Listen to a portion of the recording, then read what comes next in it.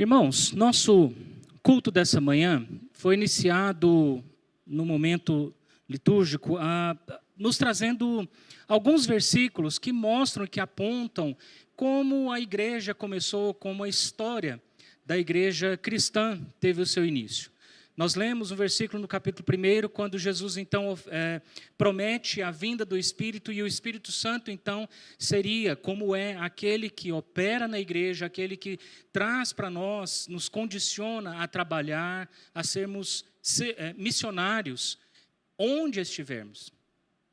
E a igreja inicial, aqueles apóstolos, os primeiros que estavam na caminhada cristã, deveriam aguardar em Jerusalém a chegada, a vinda do Espírito Santo de Deus. O que de fato aconteceu já no capítulo 2, quando então a igreja pôde dar os seus primeiros passos, iniciando as suas obras, contando com a simpatia do povo, perseverando na doutrina dos apóstolos, na comunhão, na oração, no partir do pão, como o final do capítulo 2 nos apresenta, a partir do versículo 42.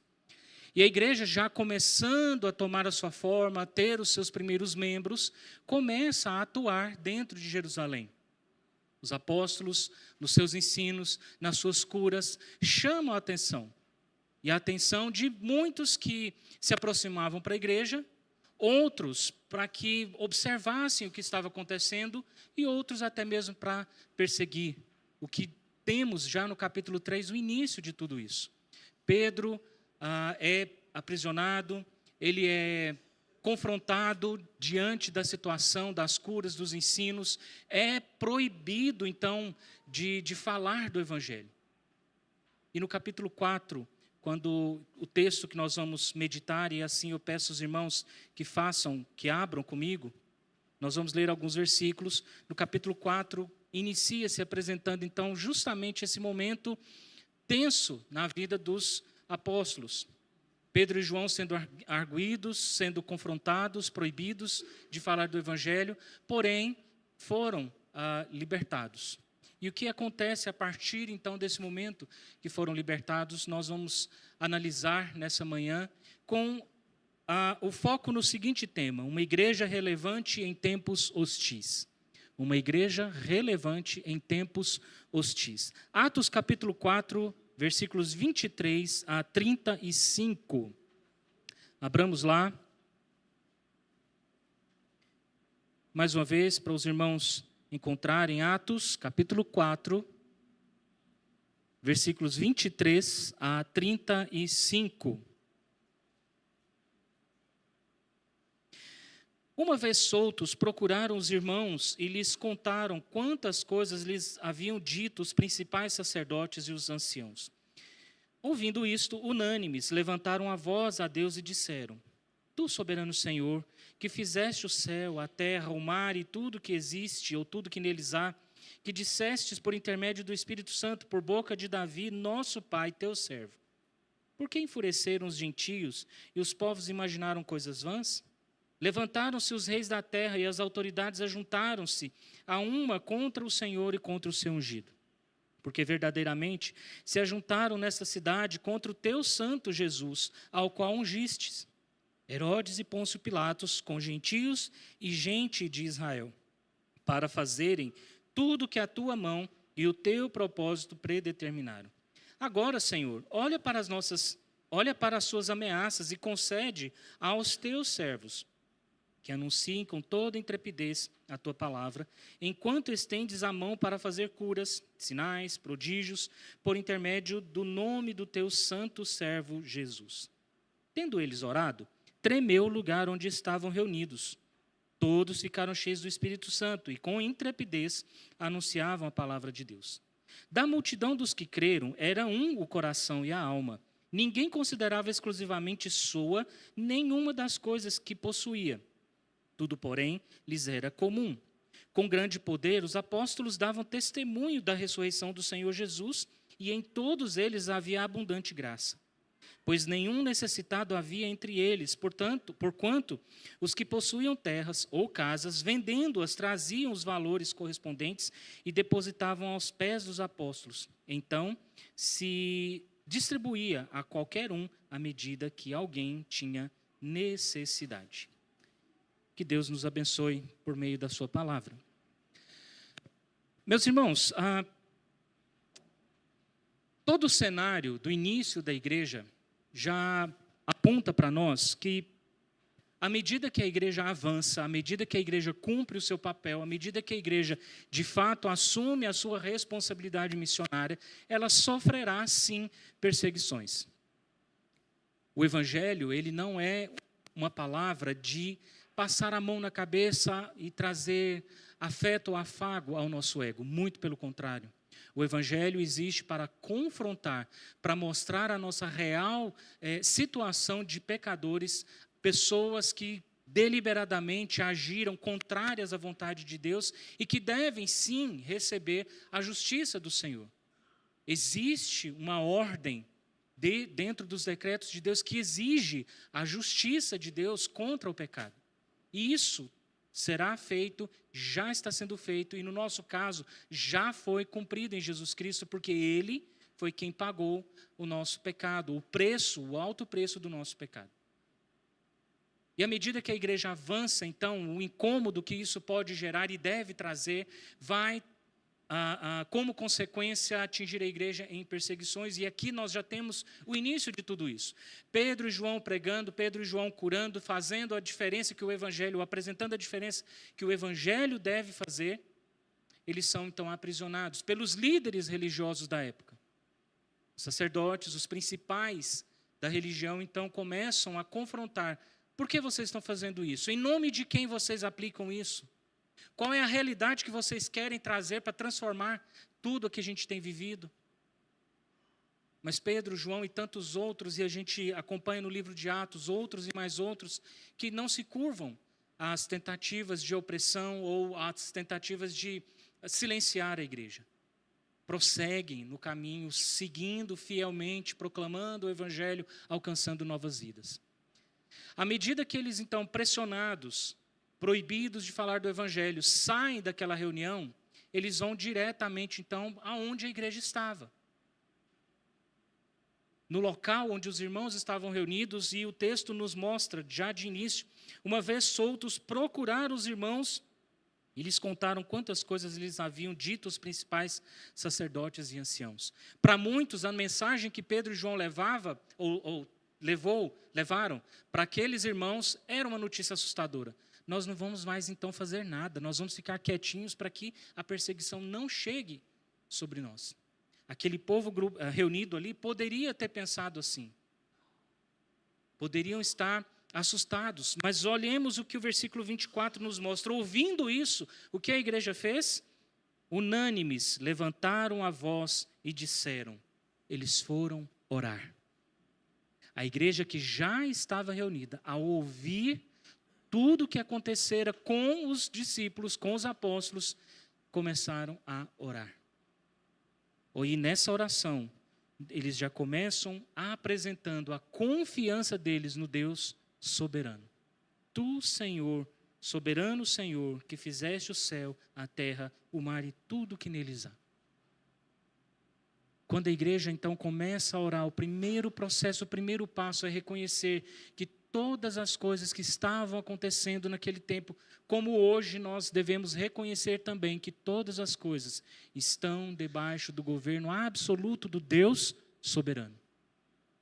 Aquela igreja, ao verem a ameaça, eles não recuaram, buscaram a presença do Senhor em oração. Senhor, Tu conheces todas as coisas, ao Senhor pertence, porque foi o Senhor quem fez todas as coisas. O Senhor é soberano sobre as nossas vidas. E não eram, queridos, palavras soltas ao vento, eles entendiam claramente o que é depender do Deus soberano. Quando nós trazemos essa afirmação para nós, em oração, nós estamos nos colocando numa posição de servos, entendendo que o governo é de Deus, entendendo que as ordens virão dele e que nós, como igreja, deveremos cumprir. Além de entenderem a soberania do Senhor, eles continuam orando e mostrando a situação que estava acontecendo. Não que Deus não soubesse. Se Ele é soberano, Ele sabe de todas as coisas. Mas é função nossa apresentar a Deus a nossa oração, os nossos pedidos, colocar diante do Senhor tudo aquilo que passa ao nosso redor, a fim de que o nosso coração seja conformado com a vontade de Deus. E qual foi a mensagem dessa oração? Versículo 25. Eles terminam dizendo ao Senhor no 24 que Deus então é soberano, possuidor de todas as coisas, que disseste por intermédio do Espírito Santo por boca de Davi, nosso pai, teu servo.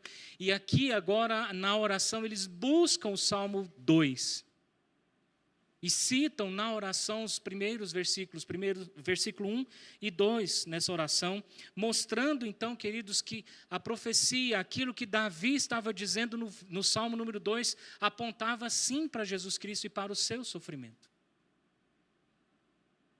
E à medida que a igreja é provocada, perseguida, na realidade, é Jesus quem está sendo perseguido. Um pouco à frente, no livro de Atos ainda, quando nós acompanhamos na leitura a conversão de Paulo, ele é confrontado pelo Senhor Jesus Cristo e à medida que o diálogo progride, nós vemos ali Saulo perguntando, mas de quem que é essa voz? E aquela voz responde, eu sou Jesus a quem tu persegues. Saulo era um perseguidor da igreja. À medida que ele perseguia a igreja, ele estava perseguindo o próprio Senhor Jesus. E o Salmo 2, então, aplicado à realidade daquela igreja, traz-nos então a compreensão de que, de fato, desde os tempos lá atrás, a Bíblia já estava mostrando, acontecerão perseguições, o nome do Senhor Jesus será pregado e será perseguido, mas nós já temos em Jesus Cristo a vitória sobre tudo isso. Por que se enfurecem os gentios e os povos imaginaram coisas vãs? Levantaram-se os reis da terra e as autoridades, ajuntaram-se uma contra o Senhor e contra o seu ungido. O Salmo 2, versículo 1 e 2 nos diz exatamente assim, por que se enfureceram os gentios e os povos imaginam coisas vãs? Os reis da terra se levantam e os príncipes conspiram contra o Senhor e contra o seu ungido. Literalmente eles buscaram isso e aplicaram em seguida na oração, porque verdadeiramente se ajuntaram nesta cidade contra o teu santo servo Jesus, ao qual ungiste Herodes, Pôncio Pilatos, com os gentios e gente de Israel. O juízo de Deus já estava sendo proclamado também sobre aqueles que estavam contra o evangelho do Senhor. E a igreja já reconhecia Pôncio Pilatos, Herodes, os gentios e Israel. Esses são os responsáveis por terem perseguido, prendido e matado Jesus na cruz. Mas porque nós cremos e vivemos sob a autoridade do Deus soberano, nós sabemos, queridos, que nada disso foi acidental. Jesus, em todo o seu processo, em todo o seu tempo aqui na terra, ele sabia que o seu caminhar seria finalizado na cruz. Ao ponto do diabo ele tentar impedir, ao ponto do diabo usar pessoas, inclusive, por exemplo, Pedro, o próprio Pedro. Senhor, não, o Senhor não vai, eu estou pronto para ir no seu lugar, Pedro. Não é assim. Jesus sabia e ele foi até o final, por amor a essa igreja que agora estava diante do Senhor em oração, reconhecendo quem de fato Deus é, reconhecendo o que Cristo fez e reconhecendo também o que uma sociedade perdida, escrava do pecado, tem feito contra o Evangelho. Nós não podemos nos enganar ou nos iludir achando que tal situação apenas estava naquela época. Se o tema de hoje é uma igreja relevante em tempos hostis, talvez nós possamos pensar, mas nós não estamos vivendo em tempos assim. Sim, estamos. Nós vivemos já numa sociedade hostil ao Evangelho. O Evangelho que de fato traz a palavra de vida é uma palavra que hoje não quer ser ouvida. Inúmeras denominações, igrejas, povos que se reúnem sequer falam de pecado. Quantos e quantas reuniões e cultos nós podemos até acompanhar em que sequer existe 1 minuto para a confissão de pecado. Porque quando nós confessamos pecado, nosso coração precisa ser trabalhado, confrontado, e isso incomoda. E é o Evangelho que faz isso. E à medida que a igreja se levanta contra o pecado, apontando os erros, mostrando os desvios, nós somos sim hostilizados. Porque se não estivermos sendo, há alguma coisa errada na igreja.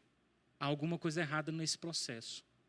E nós precisamos repensar o que nós temos feito como igreja.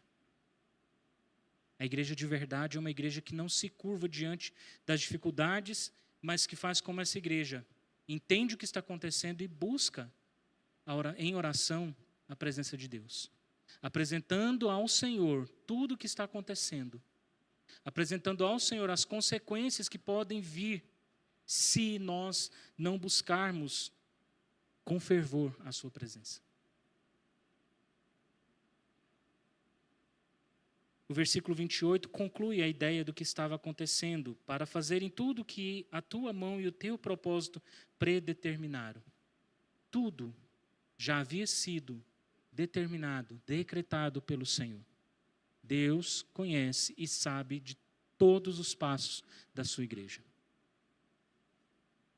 Não esmorecemos, ou não esmoreçamos na oração. Sejamos perseverantes, apresentando ao Senhor tudo o que está no nosso coração e ao nosso redor. Mas sejamos fiéis também na nossa execução. Agora, Senhor, olha para as suas ameaças e concede aos teus servos, versículo 29, que anunciem com toda intrepidez a tua palavra, enquanto estendes a mão para fazer curas, sinais, prodígios por intermédio do nome do teu santo servo Jesus. O que aquele povo pede em oração é que o Senhor pudesse trabalhar, reagindo àquelas ameaças e concedendo àquele povo intrepidez para continuarem trabalhando. Eles entenderam que a situação de cerco à igreja, de perseguição, continuaria. Era apenas o começo de todo o processo. Mas o que eles pedem na oração não é que a igreja fosse resguardada por muros, ao ponto de ninguém mais conseguir entrar. Muito pelo contrário. Senhor, apesar da situação que nós estamos vivendo, apesar de acabarmos há poucos dias acompanhando o desfecho de Jesus Cristo na cruz, sendo morto, sofrendo tudo aquilo por culpa de todos esses ao nosso redor, nós te pedimos coragem para a gente continuar. Nós te pedimos para que no teu Espírito, como Jesus havia prometido no capítulo 1, versículo 8, no teu Espírito nós caminhemos. Irmãos, nós também temos, a partir de Atos 2 e até 2025, e será até o dia que Jesus voltar, nós temos o Espírito Santo no nosso meio, habitando em nós. É Ele quem nos encoraja, é Ele que nos dá, como o próprio Senhor Jesus, mas recebereis poder, é Ele quem nos dá o poder de, como igreja, avançar. Que tipo de oração nós apresentamos ao Senhor? Senhor, temos ameaça daqui. Senhor, olha aquele dali. Senhor, olha para essa pessoa. A situação que nós temos vivido hoje no nosso país. E a nossa tendência é pedir só a justiça, ou só isso, ou só a proteção.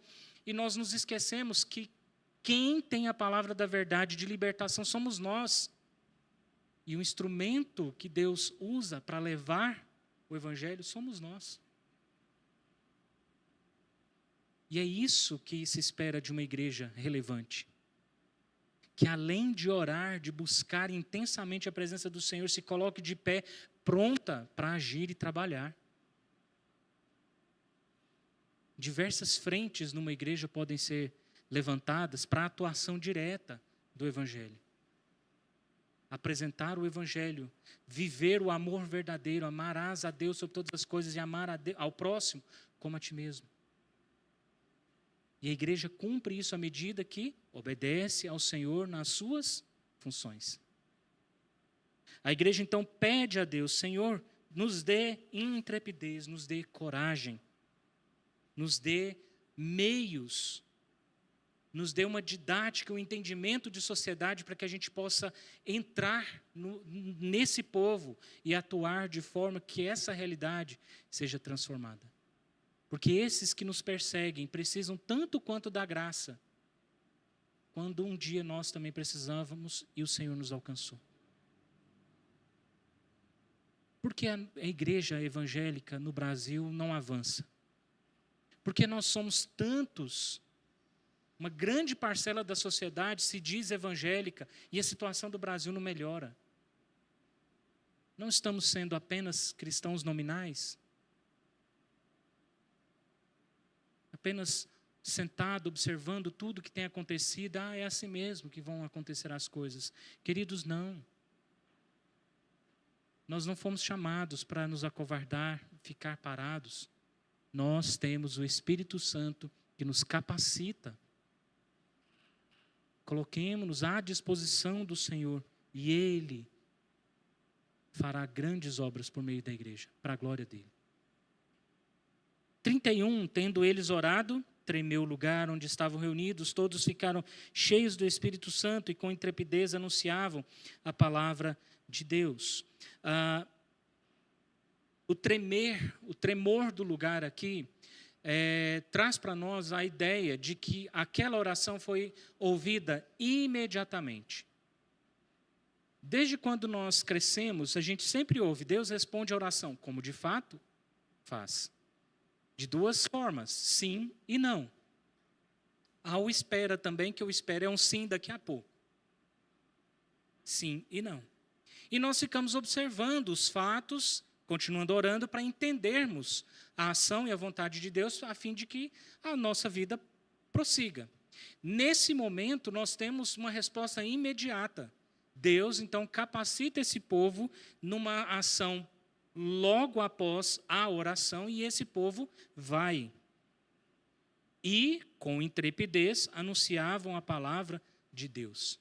Notem, queridos, que Pedro e João foram proibidos de falar do Evangelho, e agora a igreja, com ousadia e intrepidez, anuncia a palavra de Deus. Não pode falar do amor de Jesus. Eu vou falar do amor de Jesus, porque é esse amor que muda, é esse amor que salva. É esse amor que garante a eternidade, é esse amor que perdoa. O Evangelho não é um segredo. É uma transformação de vida. É um novo estilo de vida. E aquele povo, entendendo isso, vai adiante. Prossegue. Lucas descreve como os membros da igreja de Jerusalém viviam naquela harmonia inicial. Era um povo que orava e é um povo que agora sai juntos para anunciar o Evangelho. Não ficavam esperando, não, tem o fulano, não, deixa o Beltrano, não, o pastor está ali para fazer. A igreja andava. Quando nós vamos para as cartas de Paulo, nós entendemos que a igreja, como um corpo vivo, ela é de fato atuante. Se um ou outro desses membros pararem, não vou fazer, não, eu não quero, o corpo inteiro vai sofrer. Quantas e quantas igrejas já não estão definhando há muito tempo, porque esqueceram a ideia do organismo. Esqueceram a ideia do mover, do agir juntos para o avanço desse corpo com saúde. É necessário discernimento, irmãos, então, para compreender os fatos que cada um, de forma individual, tem passado para que esse corpo possa auxiliar e continuar caminhando. Poderíamos entrar aqui numa questão que não temos tempo agora, a respeito dos dons, as qualificações que Deus tem nos concedido. Esse povo entendia o que cada um poderia fazer e colocou em ação. Com intrepidez, anunciavam a palavra de Deus. Não tinham medo. Ainda nas suas limitações, ainda nas suas dificuldades, eles não tinham medo e avançavam. Juntos, caminhavam, cuidavam, amparavam, oravam, anunciavam o Evangelho, novas pessoas chegavam e eles estavam juntos e a igreja ia aumentando. Aqui nós já estávamos com mais de 5.000 homens. Porque ouviram a palavra que fora anunciada por meio destes que inicialmente já estavam sendo perseguidos. E que, no entanto, se tornaram relevantes, porque nós não vamos nos calar, vamos anunciar o Evangelho. Da multidão dos que creram era um o coração e a alma. Ninguém considerava exclusivamente sua nenhuma das coisas que possuía. Tudo, porém, lhes era comum. A expressão aqui, um em um coração e mente, é uma expressão tipicamente hebraica. E diversas vezes ela é repetida na Bíblia para mostrar, então, a ação integral do corpo, a ação integral da igreja, a ação integral do indivíduo naquilo para o qual eles foram designados.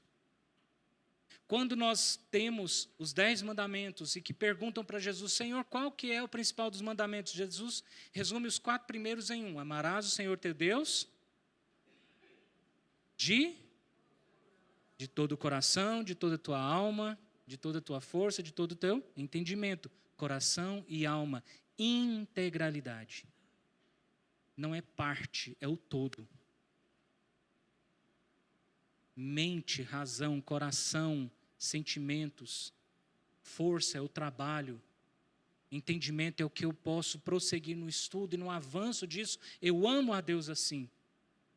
E porque eu amo a Deus, eu vou para o trabalho porque eu estou obedecendo o seu mandamento. Quando Jesus resume os outros 6, a segunda tábua, amarás o próximo como a ti mesmo, também está no sentido da integralidade. Eu não posso amar a metade, 1/3, mais ou menos. É integral. E esse amor integral era perceptível na igreja ao ponto do Espírito Santo mover Lucas para registrar como essa igreja vivia. E aqui nós temos capítulo 2, 42 a 47, novamente aplicado. Era uma igreja que vivia em comunhão. Um conhecia a necessidade do outro, um sabia da realidade do outro. Aqueles que tinham condições poderiam ofertar e manter a igreja. Isso daqui é meu e ninguém pega. Não, havia um amor que entendia. Deus me deu condições que eu posso, então, ofertar, doar para que a igreja avance, como de fato acontecia. Versículo 33, com grande poder os apóstolos davam testemunho da ressurreição do Senhor Jesus, e em todos eles havia abundante graça, pois nenhum necessitado havia entre eles, porquanto os que possuíam terras ou casas, vendendo-as, traziam os valores correspondentes e depositavam aos pés dos apóstolos. Então, esses distribuíam a qualquer um à medida que alguém tinha necessidade. Vejam, queridos, que a igreja aqui trabalhava de uma forma orgânica. Nós pregamos o evangelho, novas vidas chegam para a igreja vai crescendo e se mantendo. A regra que nós temos aqui é o cuidado, o amor mútuo, a comunhão verdadeira. A Bíblia não está dizendo aqui neste momento que você é obrigado a vender a sua casa e trazer o dinheiro e deixar aqui na igreja. Não. O princípio aqui é o cuidado, o amor.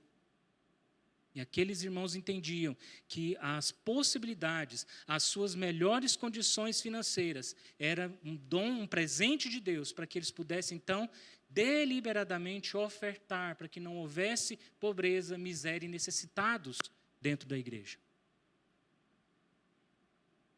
Existe alguém que precisa, existe alguém que está precisando de um remédio, de uma cesta básica. A igreja sempre tinha uma quantia que pudesse socorrer.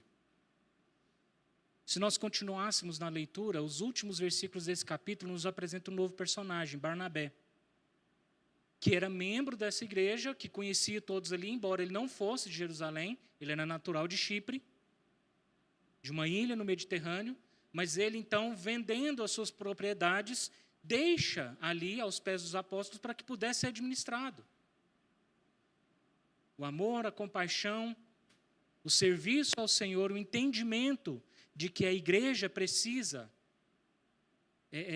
de meios para sustento e ajudar os outros. A comunhão, querido, só é possível quando nós de fato entendemos quem somos e qual é a nossa, ou quais são as nossas realidades.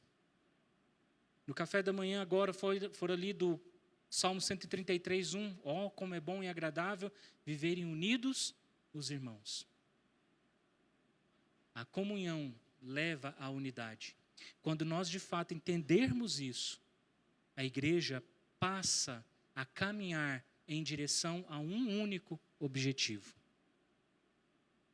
Ainda que existam diversidades de dons, diversidades culturais, a unidade da igreja é mantida, porque na comunhão nós entendemos o que cada um precisa e podemos então ajudar, podemos então ofertar e tirar a necessidade do nosso meio. O que de fato aconteceu naquela igreja, pois nenhum necessitado havia entre eles. Eles sabiam e conheciam e ofertavam. Uma igreja relevante em tempos atuais, ou em tempos hostis, queridos, no versículo 24, é uma igreja que ora. E aqui é a primeira afirmação para pensarmos e guardarmos nessa manhã. Uma igreja relevante em tempos hostis é uma igreja que ora. Nós não estamos falando aqui apenas nas nossas orações individuais, nos nossos tempos devocionais em casa. Nós estamos falando de oração coletiva. Essa igreja estava reunida quando Pedro e João saíram da prisão ou do aprisionamento temporário e foram até lá. Era uma igreja que se importava uns com os outros e principalmente em entender a vontade de Deus e que por isso juntos oravam. Reunião de oração da Igreja Presbiteriana de Jerusalém. Era muita gente. Os membros iam porque entendiam o processo. Sabiam que nós não podemos fazer nada sem o auxílio e sem a bênção de Deus e que, portanto, buscavam a Deus. É uma igreja que ora. Qual é o nosso tempo de oração juntos? Quanto tempo, como igreja, nós temos passado orando juntos? Isso fortalece a comunhão. Isso fortalece a igreja. Isso traz capacitação para que a igreja entenda a sua real atividade e a cumpra. Uma igreja relevante em tempos hostis é uma igreja que prega a palavra, versículo 31. Na oração eles pediram intrepidez e de imediato Deus atendeu. Aquele lugar tremeu. Eles compreenderam, Deus está agindo. E eles foram encorajados e levaram a palavra de Deus. Mais uma vez, eu quero chamar a atenção dos irmãos, porque eu sei que eu já citei isso daqui. Por que Deus colocou você para trabalhar na função que você trabalha? Por que Deus colocou você para ficar todos os dias, talvez, atrás da mesma mesa, atendendo pessoas diferentes? Por que Deus colocou você para ter um momento de lazer na praça X e não na outra, do outro lado da cidade? É porque nós, você e eu, nós somos chamados para testemunhar. Nós é quem fomos comissionados para falar de Jesus. E essas oportunidades, essas pessoas que passam no seu dia, são pessoas em potencial para ouvir o Evangelho. A igreja relevante é aquela que aproveita e que sabe utilizar as oportunidades que Deus dá. Tem programações, pessoas são chamadas. Tem algum tipo de apresentação, pessoas são chamadas. Nós saímos e falamos com intrepidez, que é a coragem especial vinda de Deus para isso. O que a Bíblia diz, meus irmãos, não é para que você vá para um seminário, faça um curso de teologia e seja ordenado pastor para ficar sempre à frente. Mas o que a Bíblia diz é que nós somos capacitados pelo Espírito Santo para testemunhar. Eu não sei falar, eu tenho timidez. O Espírito Santo está em você para você testemunhar. Ele é quem te encoraja. Talvez um bom dia, um sorriso, um cartãozinho simples que seja. Deus te dará a dinâmica, te orientará na didática, na metodologia que for, para que o Evangelho seja pregado. Nós não podemos nos calar. Precisamos falar do Evangelho. Nós temos o Espírito Santo, nós temos a força, o poder para isso. Não nos calemos, não fiquemos então em silêncio, apenas observando. Mas deixe Deus usar você. Onde você estiver. Uma igreja relevante em tempos hostis é uma igreja que vive o verdadeiro Evangelho. Versículo 32. Versículo 32 nos mostra a respeito da comunhão. Da multidão dos que creram era um o coração e a alma. O Evangelho, quando transforma a nossa vida, nós entendemos as características do verdadeiro cristão. Jesus, no seu Sermão do Monte, nos apresenta características ali do cristão. As bem-aventuranças, Jesus não está apontando para diversos tipos de pessoas, mas está apontando para você. Humilde, que se arrepende do pecado, que é pacificador, que tem fome e sede de justiça, que depende de Deus. Isso é trabalhado dia após dia dentro da igreja, nos momentos que estamos juntos. E é pecado quando deixamos de congregar. Não se iluda, queridos, com o discurso que o mundo tem colocado, que você pode ser igreja sozinho na sua casa. Não, você não pode ser. Igreja é corpo, não é célula separada. Se eu tiro uma célula, um órgão do corpo e ponho para lá fora, ele morre. Não serve para mais nada. E Deus quer te dar vida, e essa vida para ser vivida em comunidade, em comunhão uns com os outros. Tenha a alegria de estar com a igreja. Seja feliz no meio do povo de Deus. Ainda que existam questões, falas, olhares que você não gosta muito, mas aqui é o lugar para que isso seja corrigido. E será assim até Jesus voltar, porque nós somos pecadores, não há nenhum de nós aqui que seja perfeito. Um dia a gente vai estar mais chateado, mais triste, outro dia a gente vai estar numa euforia só, mas a comunhão compreende isso. Um ajudando o outro, orando, servindo, auxiliando o outro. Essa igreja vivia, não havia necessidade lá dentro. Querido, olhe com amor, afeto e compaixão para o irmão que está do seu lado. Às vezes, ele não falou com você hoje por algo que está ocupando a sua mente, preocupando, e por isso ele nem te enxergou. Não é porque ele não gosta. Podem ser as situações da vida.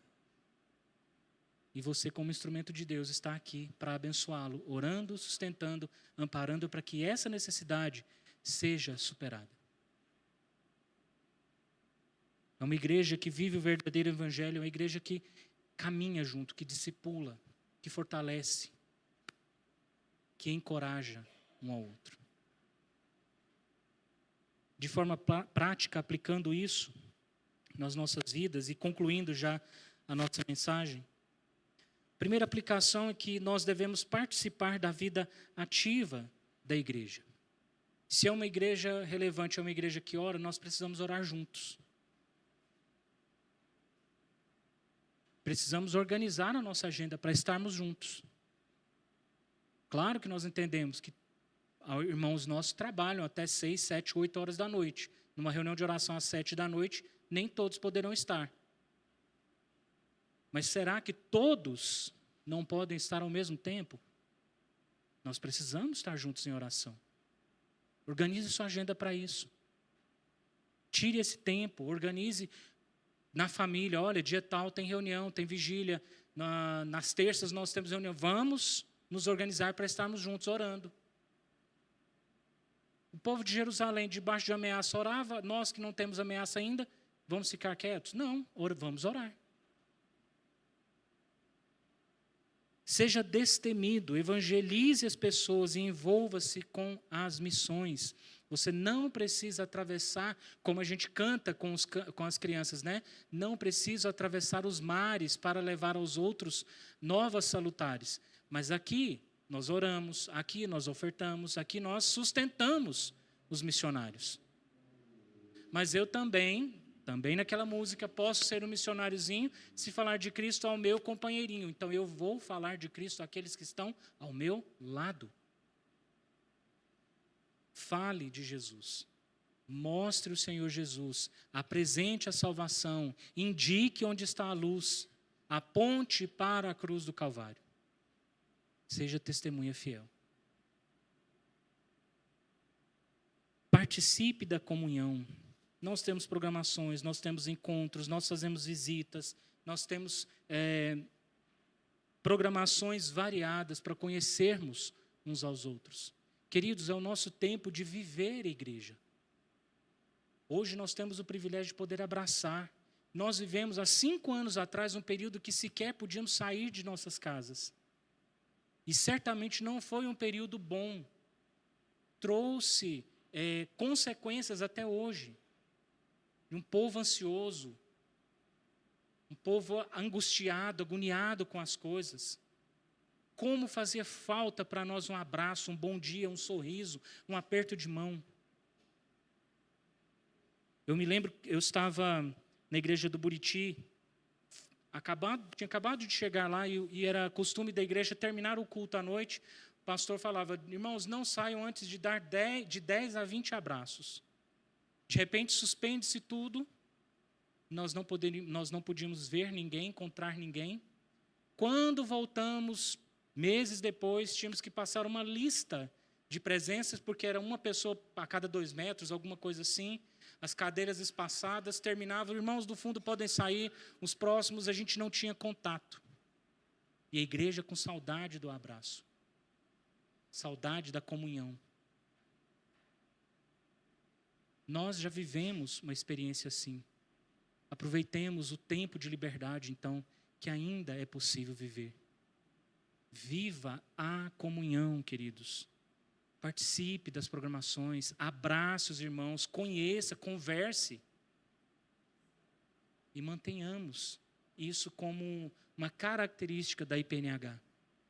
Eu louvo a Deus quando converso com algumas pessoas que passaram já por aqui e falam que têm saudades ou que se encantaram com a receptividade da igreja. De como a IPNH recebe as pessoas que visitam, recebem os novos membros. E nós não somos perfeitos, mas somos capacitados por Cristo, por meio do Espírito Santo, a fazer melhor a cada dia. Que Deus nos abençoe e que Ele faça de nós, de fato, uma igreja relevante em tempos hostis. Vamos orar? Abaixe sua cabeça. Fale com Deus. Apresente-se a Ele a partir disso que ouvimos nessa manhã. Clame ao Senhor por graça e misericórdia. Fale com Ele. Pai de amor, Pai querido, nós somos gratos pela Tua palavra. Gratos, ó Deus, porque em Cristo Jesus fazemos parte da igreja do Senhor. Uma igreja operante, uma igreja que é capacitada pelo Espírito Santo a mover, a agir, evangelizar, trabalhar, não se acomodar e nem se acovardar diante das circunstâncias que vivemos. Ó Pai, agora também como igreja local, Igreja Presbiteriana Novo Horizonte, que olhemos para o nosso coração e analisemos como tem sido a nossa ação individual dentro do corpo. Ajuda-nos em nome de Jesus a compreender, ó Pai, a função que o Senhor tem concedido a cada um e assim exercitá-la, viver de forma intensa, alegre e grata ao Senhor. Ajuda-nos, Pai, em nome de Jesus, renovando as nossas forças, renovando, Senhor, a nossa alegria, tirando de nós tristezas, rancores, coisas que podem nos afastar, minar o nosso convívio. Mas que vivamos o evangelho verdadeiro, a vida em abundância que o Senhor tem nos dado, a paz que excede todo e qualquer entendimento. Ajuda-nos, ó Deus, na caminhada. Fortaleça-nos na comunhão, na intimidade, na compreensão das necessidades, e que sejamos instrumentos uns nos outros para superarmos toda a nossa debilidade. Perdoa-nos quando falhamos nisso. Ajuda-nos a glorificar o teu santo nome com as nossas ações em nome de Jesus. Amém.